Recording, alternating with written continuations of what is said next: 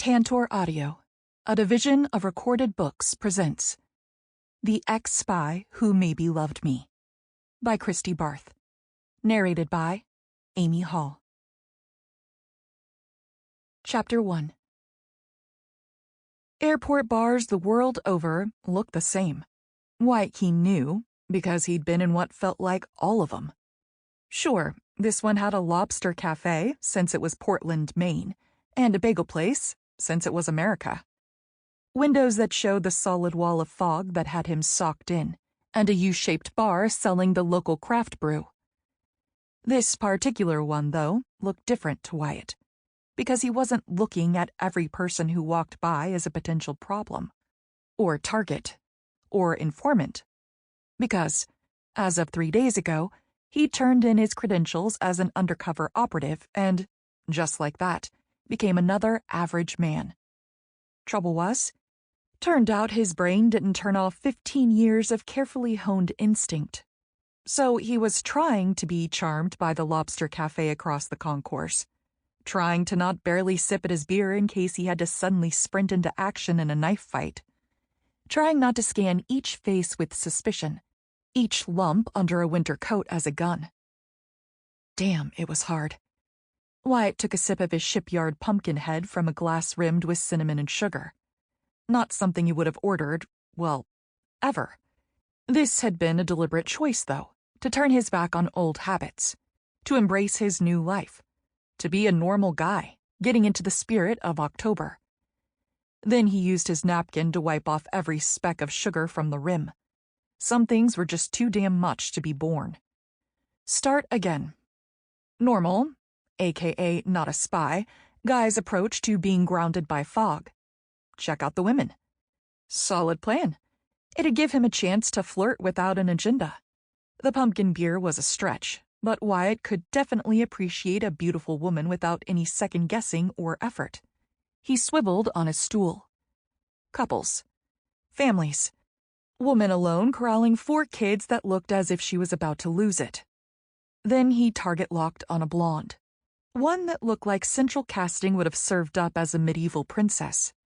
Eyes like the thin ice that had slicked over the edges of the Neva River as he left St. Petersburg.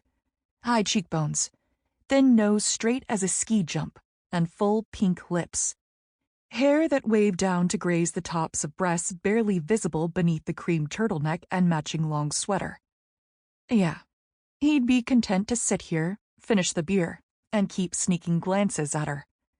But that felt, well, creepy. Despite the fact that Wyatt was an expert at doing it without being noticed.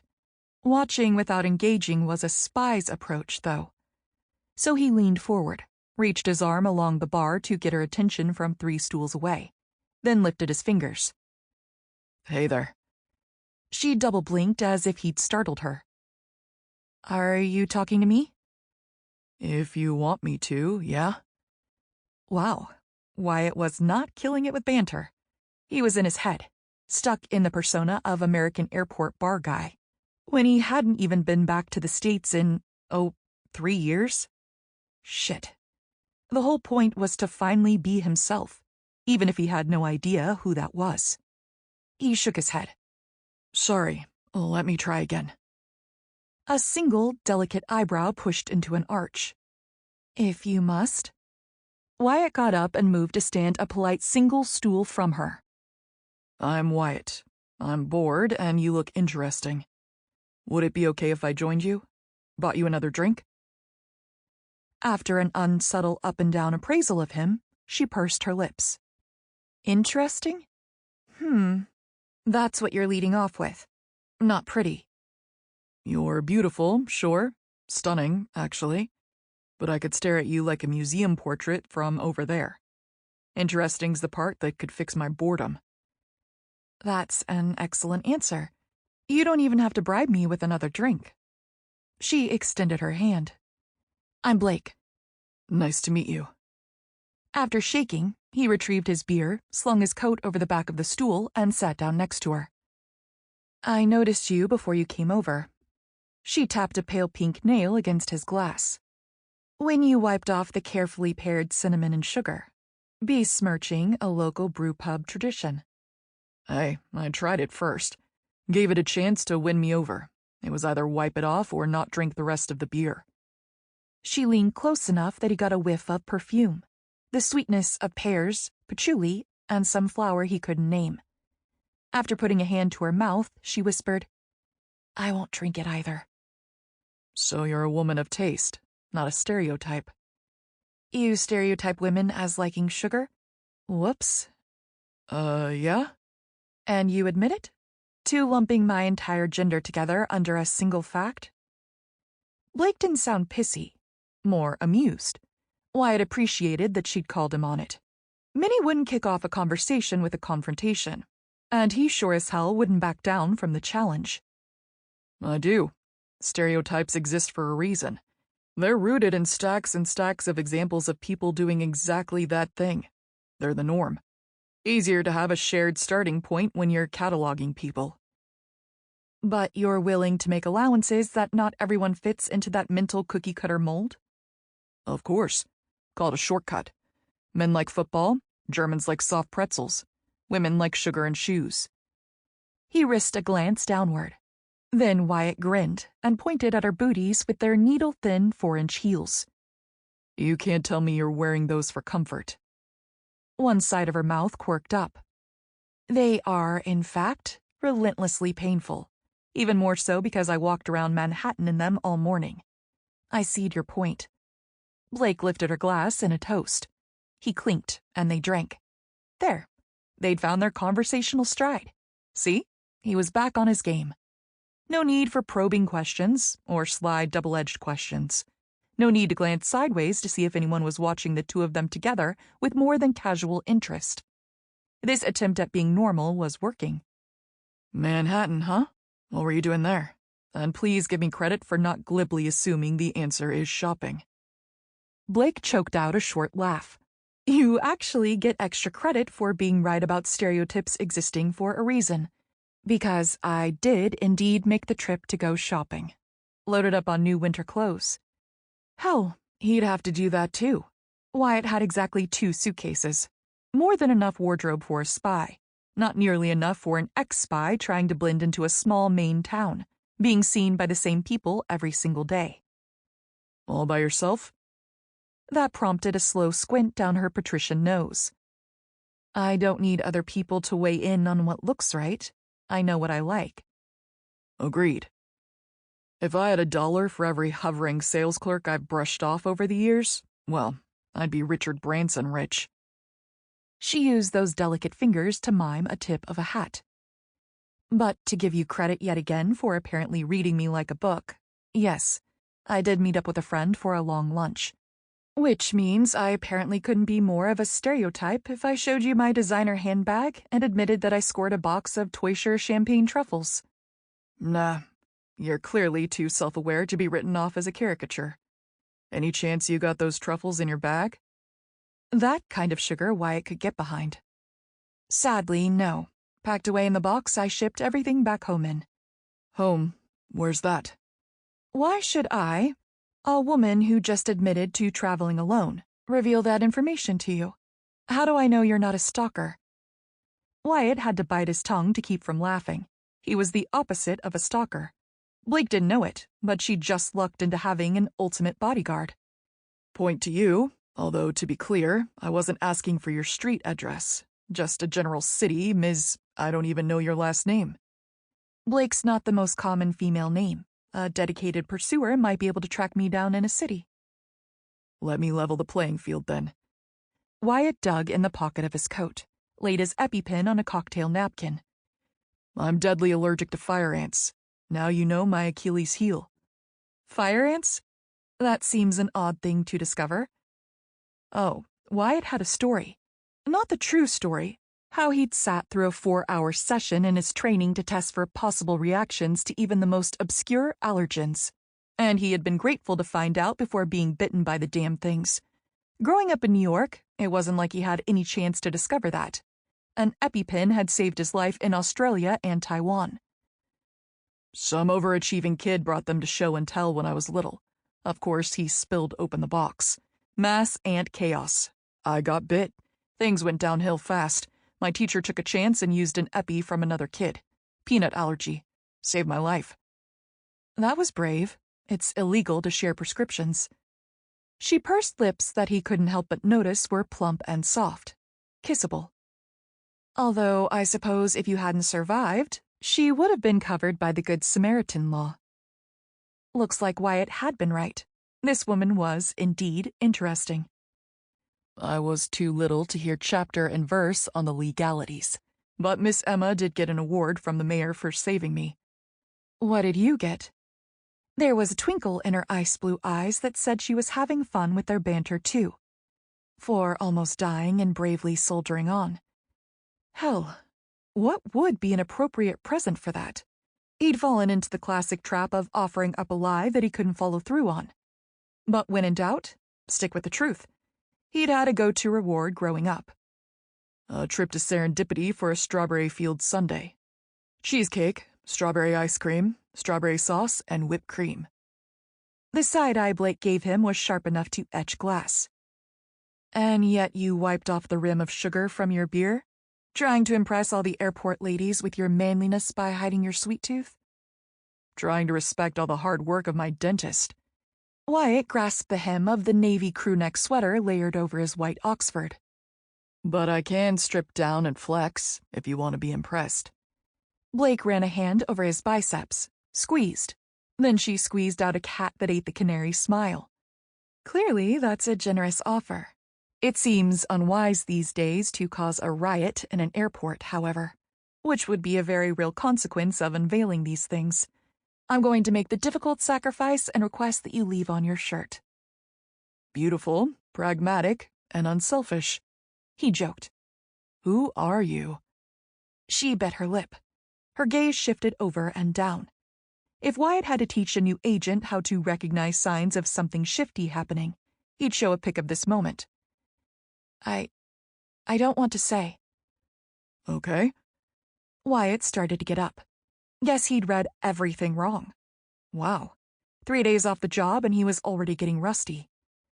Blake stopped him with a hand on his thigh as he rose halfway. Wait, don't go.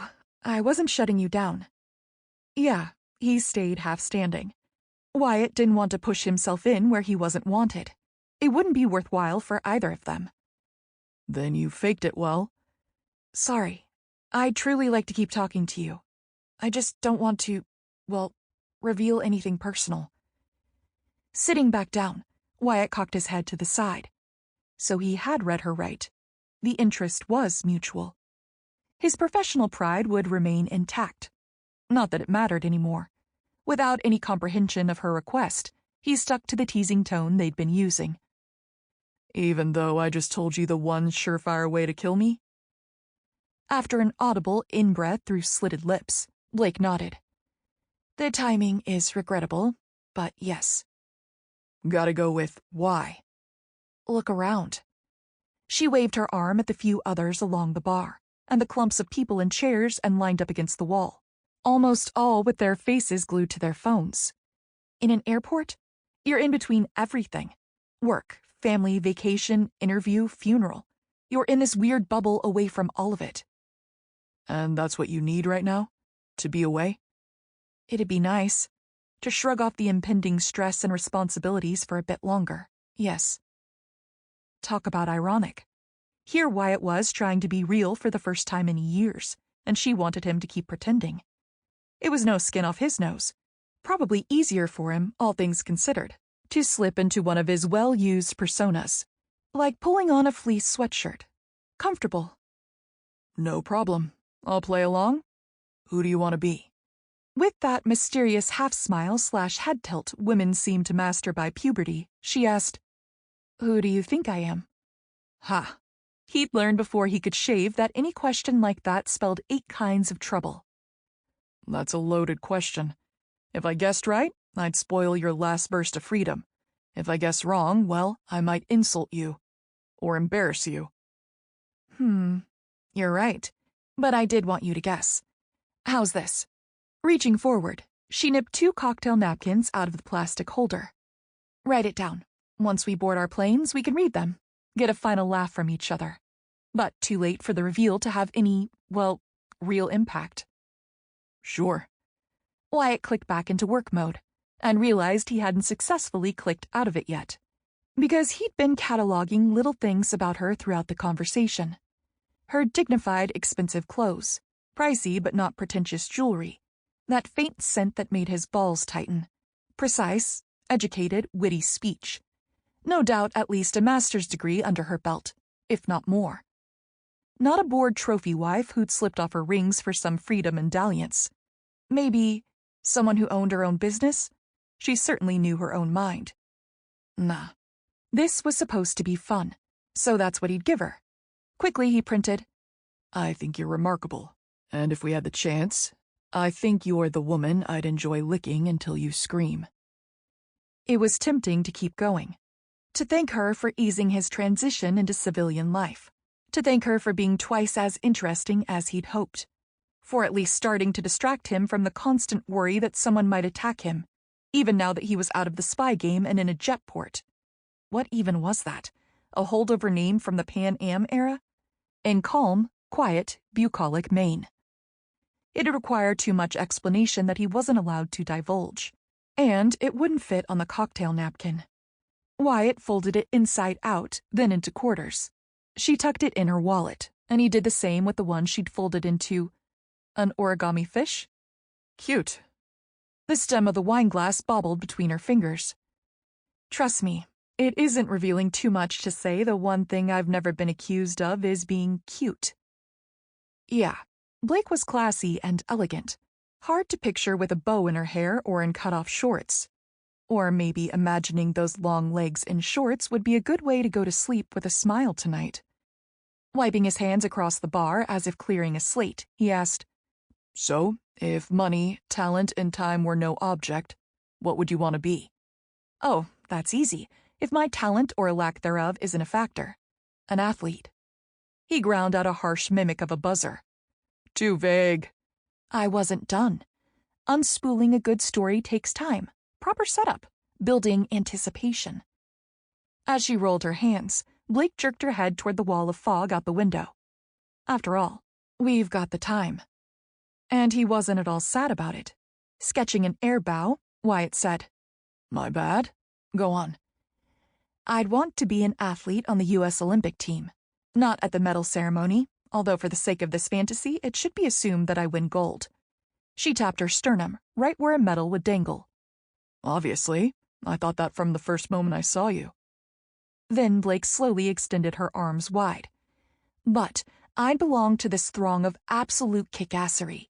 Pride and country layered over with pride and accomplishment. In some sporty Ralph Lauren uniform with a jaunty scarf.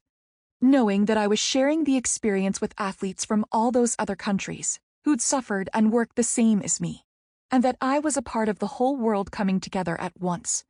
And then, hopefully, there'd be confetti and fireworks." Describing it had pinked up her cheeks, put a sparkle in her blue eyes like they'd been refracted through a prism.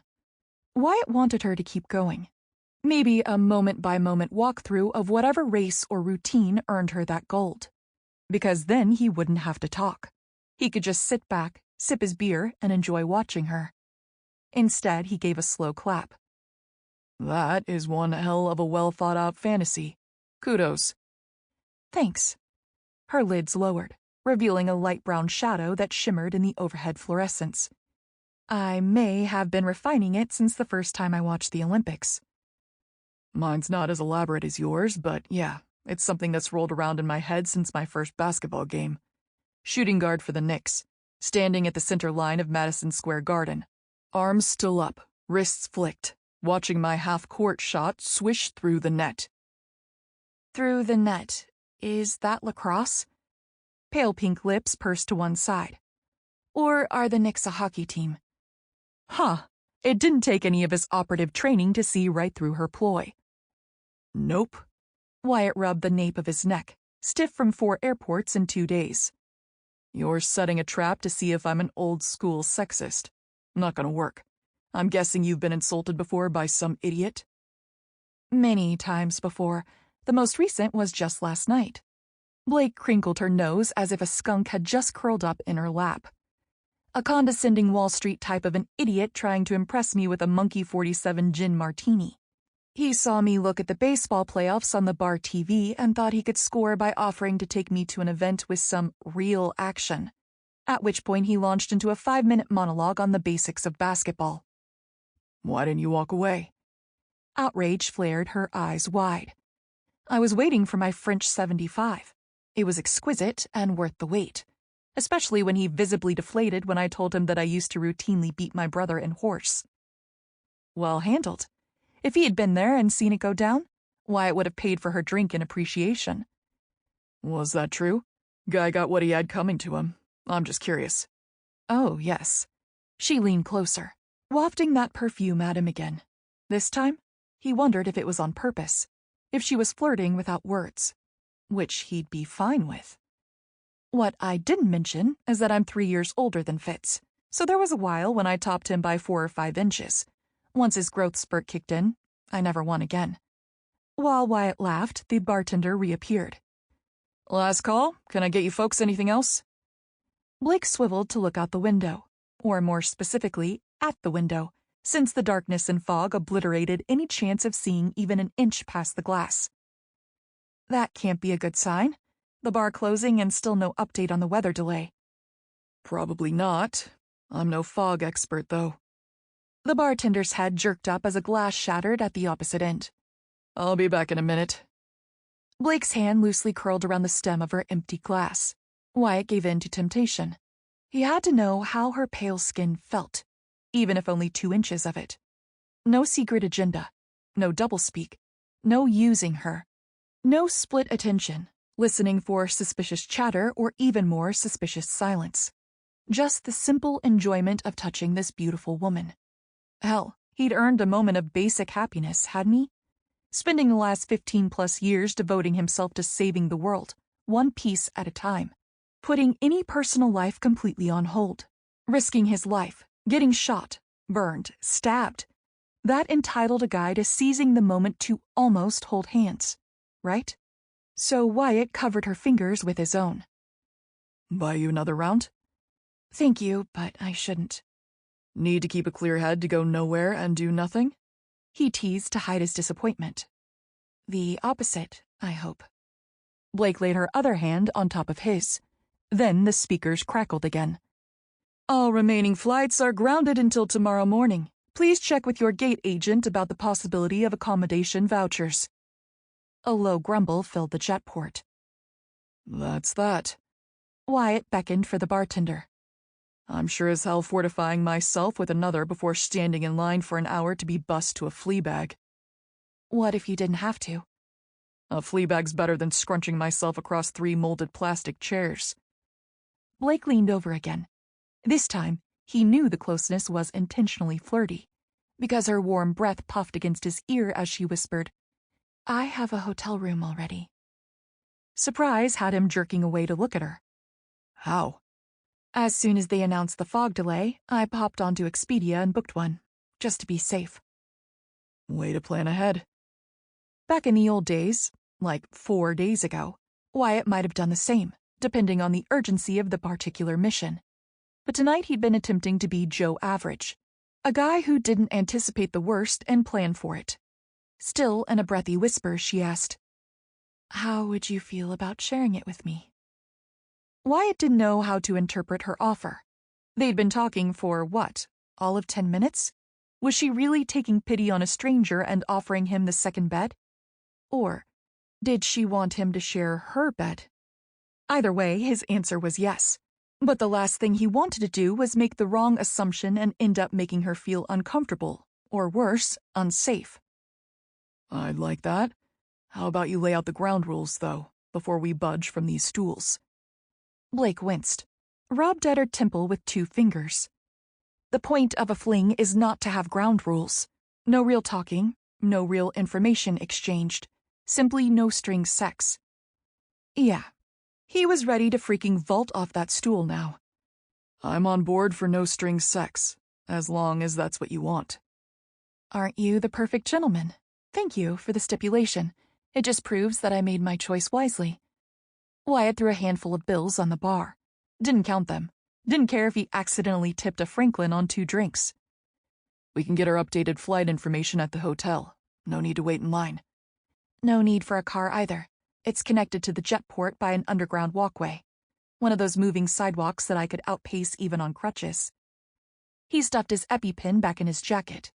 Your foresight's impressing me more with every sentence, and I was already bowled over by your beauty the moment I laid eyes on you. Blake tugged at the cuff of his sweater.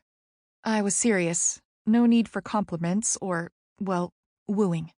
I like you. I like sex. So let's take advantage of being stuck. After slinging his backpack over his shoulder, Wyatt put a hand at the small of her back to usher her out of the bar. I like sex too, and I like telling my partner how great they look, how great they make me feel. Compliments are part of the package. Suck it up. Oh, so we're on the same page already. She fluttered her lashes at him. Like the double entendre hadn't already crashed into Wyatt's head like a brick through plate glass. Man, if this was what civilian life had in store, he should have left the agency years ago. Chapter 2. There had been a list of things Blake Montgomery, Ph.D., wanted to accomplish on her whirlwind trip to Manhattan. Shopping at the Louis Vuitton store on Fifth Avenue. Stocking up on the frilly lingerie at La Perla that made her still feel feminine beneath her lab coat. Grabbing an essential piece for her Halloween costume. Meeting her friend Zoe. Seeing a show. And having a one-night stand. Blake was uber type A. If something went on her to-do list, then she did it. In a timely manner. But the planned hookup had eluded her. No man had caught her eye or given her zings. Until Wyatt. When he sat down next to her, she actually felt a frisson of heat from his nearness, which, as a scientist, she knew to be biometrically impossible, given their layers of clothing. But she did. She'd swear to it. It wasn't just the combination of a tall, lean frame and obvious muscles that strained against his sweater at the pecs, and shoulders, and biceps, or the green eyes that had the muted depth of the needles on an atlas cedar. The eyes that popped beneath the thick shock of black hair that was adorably, sexily mussed, even though that was probably just from travel and not on purpose. All of those things were to be appreciated, but it was the aura of strength, solidity, confidence that cloaked Wyatt that most attracted her. Even though Blake also knew, as a scientist, that there was no such thing as an aura. The man was yummy, okay? He pushed all her buttons when it came to looks. Easy to talk to, dry wit, funny, charming. Wow. Blake needed to get herself under control. Yes, he'd flicked on all of her lust that had spent the last several months tapped down and hibernating. Yes, she was in desperate need of some, stress-relieving physical satisfaction. But he was just a man who fit her needs, nothing more. A tool to slake her frustration. Blake liked her wine in an appropriately shaped and sized glass. She relied on her Echo Revolution automated imaging microscope. Appropriate tools. And so would Wyatt be. Because Blake lived in Swan Cove, Maine, a tiny coastal burg whose numbers burgeoned from tourists and cruise shippers but was still, at its heart, a small town. With a small amount of single, handsome men who wouldn't blab about sleeping with the woman whose family name was on almost every square inch of the municipality. Dating in Swan Cove was too complicated to bother with, as her recent breakup had proven. Blake desperately needed to cleanse her sexual palate of that louse. Flings were impossible, so she simply, controlled herself until on one of her quarterly trips. After all, there were ways to get the job done herself. It just wasn't the same as having a smothering weight push against you. The scratches of stubble in highly erogenous places. The heat generated by two bodies thrusting against and into each other. The skin against skin glide and friction and slickness. She was ready for this. So ready. Blake. Wyatt lightly cupped her elbow. The door's open. Goodness. She'd zoned out on the short ride up 4 floors. Anticipating. And, perhaps, justifying to herself a bit as well. The whole sex with a stranger thing. But it wasn't as if you actually got to know people on dating apps. hurrying between the doors already sliding shut. She said lightly, "Right. Well, you..." Sample complete. Ready to continue?